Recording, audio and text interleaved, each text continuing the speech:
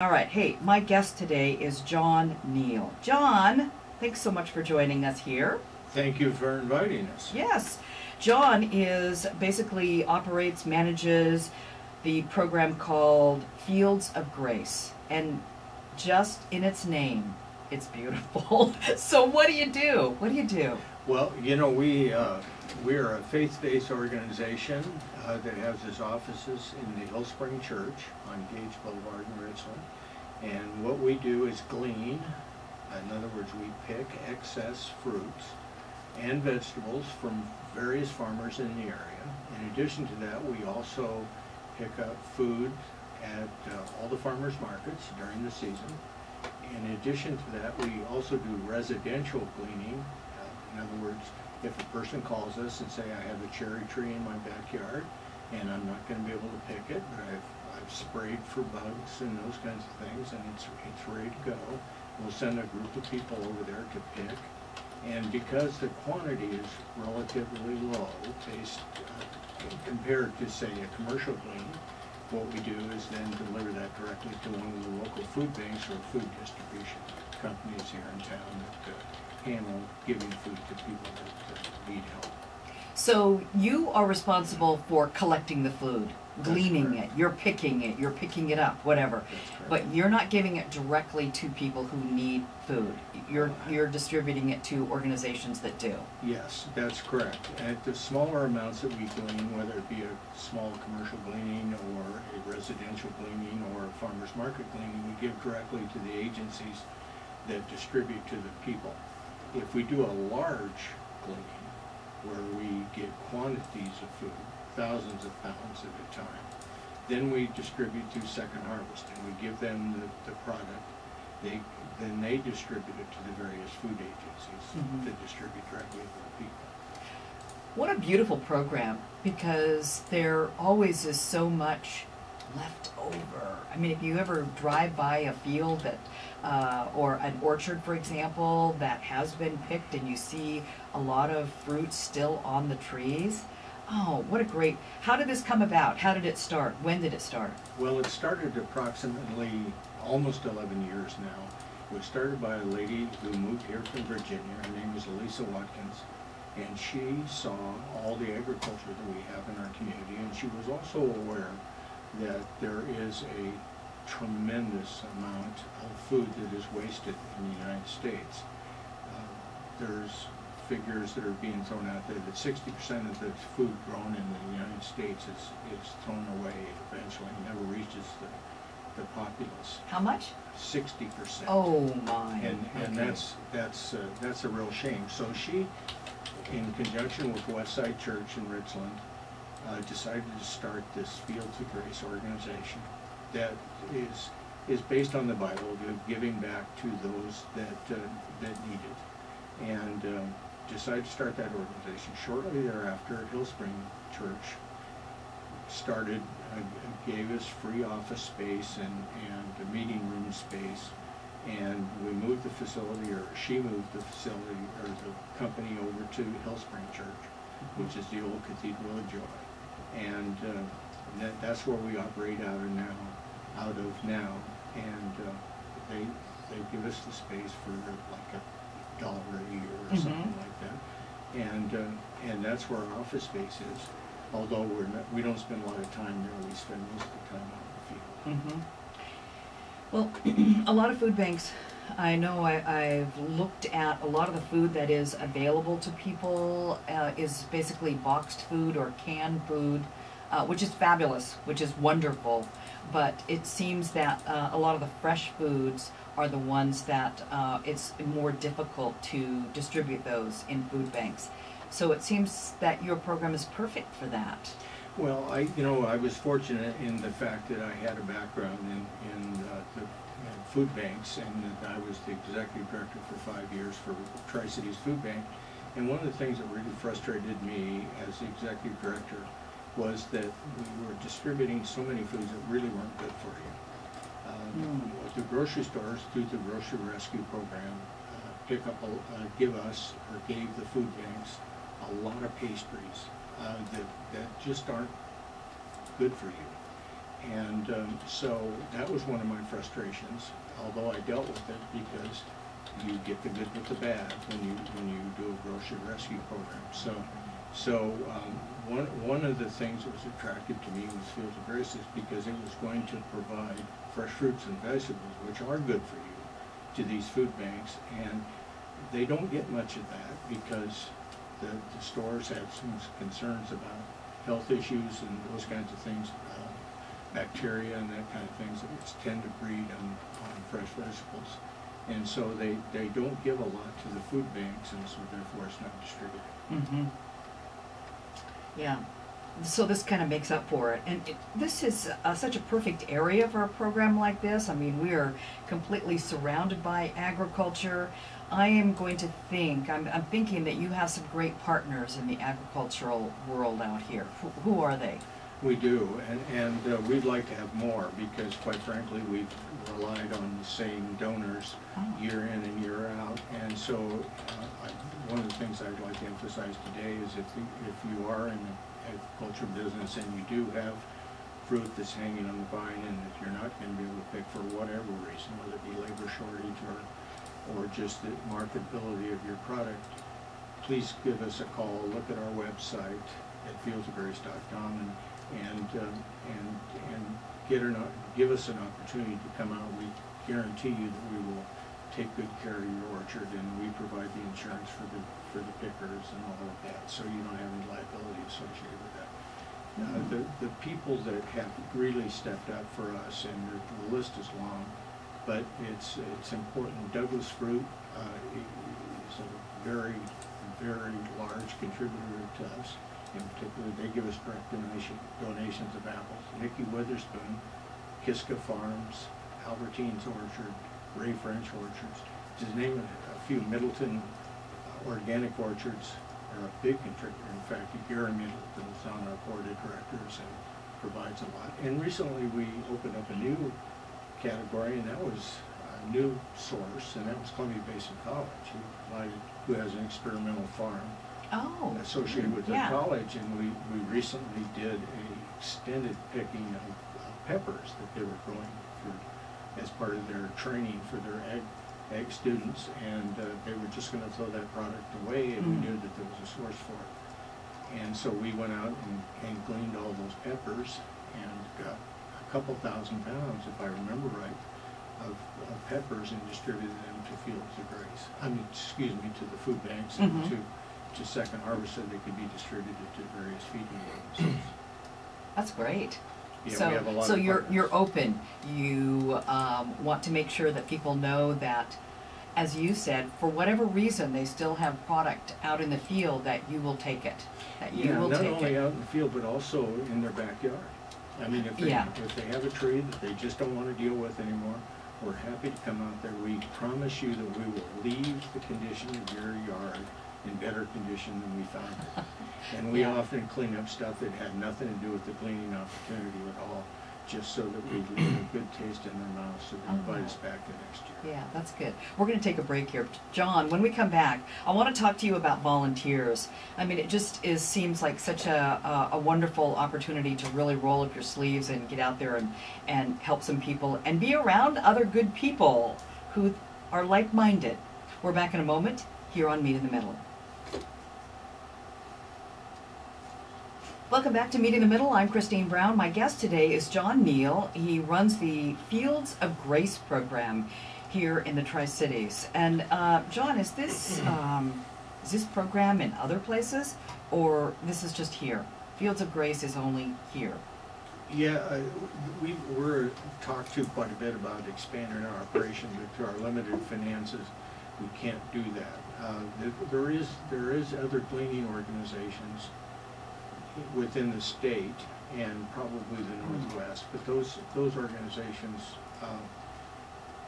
are different than us in that we're spiritually oriented, and a lot of them like to copy our business plan because it works so well. And I owe all that to Elisa Watkins, who started this whole thing. She's the one that really established the procedures and the things that we do. And but we're located in Benton and Franklin counties. That's where we do most of our gleaning, whether it be the farmers markets, the residentials, or the others. But we'd like to, at some point, spread our wings a little bit and do it in some other communities, because that food's being wasted in other communities. Yeah. as well. It's out there to be had. So what are your finances?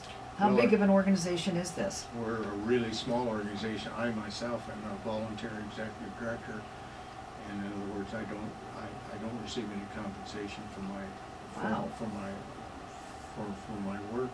But our budget is approximately $50,000 a year, and that covers one individual that is paid a small dollar amount to do a lot of the stuff that I don't do very well, I don't really enjoy doing. And the rest is all done by volunteers. And so our only real costs are associated with insurance, gasoline to get our truck out there to pick up the fresh fruits and vegetables, and just the essentials of office expense, that kind of thing. And so we're lean and mean, Yeah. and that's a kind of a mixed blessing in the fact that if we don't get some contributions during the year, we won't be able to survive because we don't have any fat. No fat, yeah. So you have, I think you told me, a couple of fundraisers, and obviously the pressure is on you to get the money that you need in these two fundraisers. What are they? Well, we have a dinner, business type of meeting in the spring before the harvest starts, and we have a appeal at that time for contributors to make contributions to Fields of Grace, and we either ask for a sole contribution, or we ask for 1 to 3 year contributions to Fields of Grace during that period of time. Then we go the whole year during the growing season doing what we do best, and that's gleaning. And then during this holiday season, we we distribute a Christmas message to people that want to do an alternative gift to friends and relatives that offers you the ability to contribute to Fields of Grace in 3 different denominations: $25, $50, and $100, which feeds three different amounts of people and servings. And it's just a great way to contribute to people that don't really need another shirt or another tie or something like that, and they feel good about the fact that they've received a card with a collectible Christmas Christmas ornament in it. Oh, there's a Christmas ornament. Yeah, and they've become very collectible, and people are starting. Although we've only done it for a couple of years now, people are starting to request that they have the opportunity to give that gift to a friend or a relative that makes them feel good about their contributions. And we do that just before Christmas time, and it's that and that dinner that I mentioned earlier in the spring are the only real fundraisers we do, and the rest of the year we spend the money that we receive on very essential and specific things. So we can go to your website, and that's where we can learn about these cards and all. Is that right? Yes, Fieldsofgrace.com. Fieldsofgrace.com. Yeah. All right. Well, you know what? Okay, I'm making you a $30 donation today. I have a check made out to Fields of Grace. I came here today with that intent because I just really believe in what you do. It is so grassroots. It is so, yeah, it's good stuff. Well, Christine, I want to thank you for that contribution. It's very important to us. $30 will go a long ways, I guarantee you, and we'll spend the money very well. The thing I want to remind everybody, if they're interested in getting one of those or gifting one of those cards and receiving one, having their friend or relative receive one of those Christmas ornaments which are included in the card, they need to be able to get on our website and order the cards or card before December 18th, because we want to get those cards out to the people that they want to honor. That's what I think about. To honor, so they better get on it. Fieldsofgrace.com. All right, let's talk about volunteering. So this is real work. I mean, you're going to roll up your sleeves and be in the heat, and you're going to do some work. It's probably going to make you feel good afterwards, I'm going to think. Yeah, we especially love to have young people come out, and a lot of grandmas and grandpas bring out their grandkids and teach them what real work is all about, and gives the children a better appreciation for our migrant population to do this and feed their families that way. And you can volunteer. We do have a list of volunteers that we email for each gleaning, and it's relatively short notice because the gleaning opportunities come with very little notice. And you can get on our website. You can put your name and address and email address in there, and then you will receive an email before a gleaning opportunity. And we have approximately 1,000 people on that list, and we usually get about 20 to 25 people show up for a gleaning. So the number of people that show up is relatively small based on the total number on our list, but it's a great opportunity for you to come out and enjoy yourself and do a little hard work, and know that the food that you're picking is going to a great cause. And it's also a good educational opportunity for your grandkids and your kids that sometimes believe that food and produce grows in the back room of a Albertson store. And yes, don't realize absolutely. it. And I will tell you that we're doing some corporate gleanings. We have this past year, which we did with ConAgra group and some other groups, church groups, and those kinds of things, and it gave each and every one of those gleaners a better appreciation for the people that have to do that to feed their families. The majority of your volunteers, what are they? Are they older folks, retired folks? That's what I'm thinking. Yeah. Is that? Yeah, we get an awful lot of older folks. Because they're available during the day. Yeah, they really are, and their ability to do some of the work is limited. So we really like to get young people. We did gleaning this past year with the juvenile justice system, and got some of the young people out there that needed to work off some time, and it was wonderful to have young people there that can lift and do some of the things that people like myself can't do anymore or don't want to do anymore. And so it's primarily senior citizens, but we really enjoy youth groups and young people who can do the hard work. And again, we're going to learn about that if we go to fieldsofgrace.com. Here's one other question I was kind of curious about. Are there any kinds of restrictions out there about fresh food that is donated and then redistributed by food banks? Are there, like, restrictions? No, there really aren't. We're just very careful that we make sure that the food that we do glean is healthy and it's not contaminated. We were talking earlier about picking fruit off the ground that drops off the trees. We don't do that because it has the potential of having some bacteria in it that may not be good for people. And Second Harvest and the food banks appreciate the fact that we are careful with our food, and so that they don't have to worry about making their clients ill or causing any problems for themselves by distributing it. But we're really careful about that. You know, and that's something to keep in mind if you have a fruit tree or something in your yard as well, because I'm not aware of that. Because, you know, people jokingly make about the 5-second rule to drop something. But the idea that once it's been on the ground for a little while, probably not a good idea to consume it. You know, it's probably, in the grand scheme of things, it's probably safe, but we just don't take any chances because we would just want to make sure that we're providing healthy food, not only the type of food that we're providing to the food banks, but also the health of the bacteria-free food that we do get to the food banks.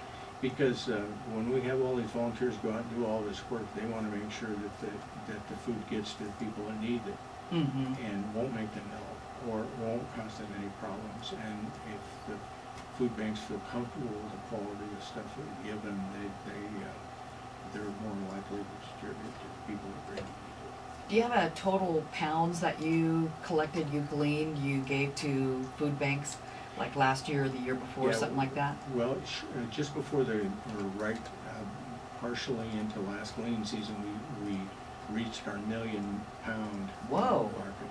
Yeah. And that was done in right about 10 years. This past year, in 2014, we gleaned nearly 600,000 pounds, which was only a portion that was used to hit our $1 million mark. And this past year, we did approximately 450,000 pounds. And so the amount of food that we're providing to the various agencies is increasing dramatically. But it's all reliant on, what kind of market we're dealing with.